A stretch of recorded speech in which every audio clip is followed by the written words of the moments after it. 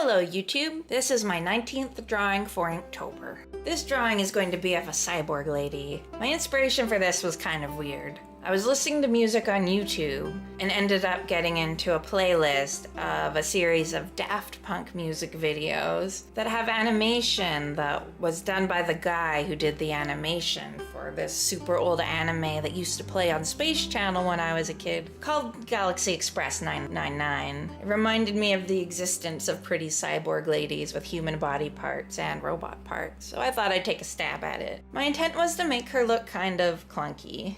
I didn't want it to be super stylized and futuristic in the way that Star Trek is, with sleek, clean lines and fancy technology. I guess I was going for more of a gritty, some guy put this together in his garage look.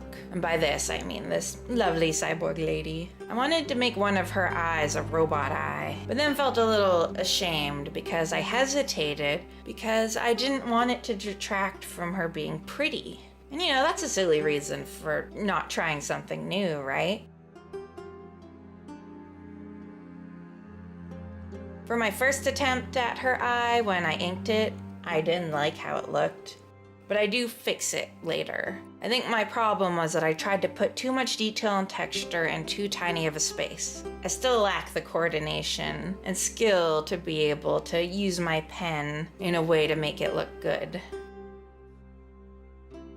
So yeah, next time I'll do test eyes with a thinner pen, or maybe I'll do it on a bigger piece of paper. We'll see.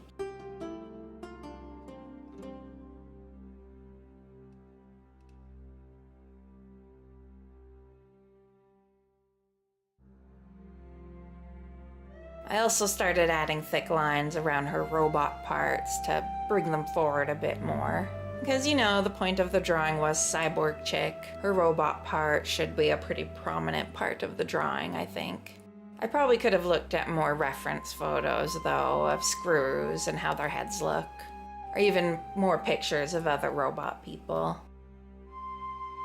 Even if I don't necessarily completely understand how this would work technically, I probably should at least create some sort of theory in my mind as to how her body works so her design will make a little bit more sense. You know, I don't have to be 100% accurate to the real world, but there should be some sort of logic there that I could follow consistently. Even without color, I'm happy with the line art. I'm confident in the stylistic choices I've made. And I am pretty proud of her arm and how the shoulder meets her torso. I swear I actually put a lot of thought into that and how it fit together and how she would be able to move her arm.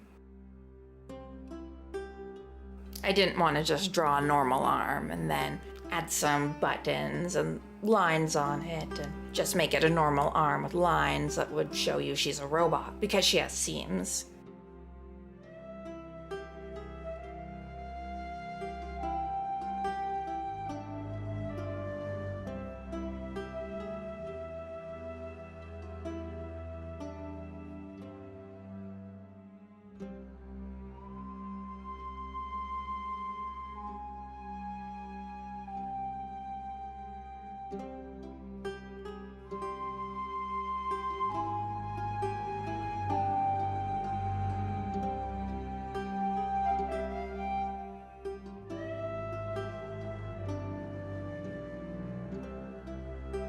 At this point, I let the ink dry and erase the colored pencil lines. I wanted to fix her eye, but it was just too confusing for me to do it with the color in the background.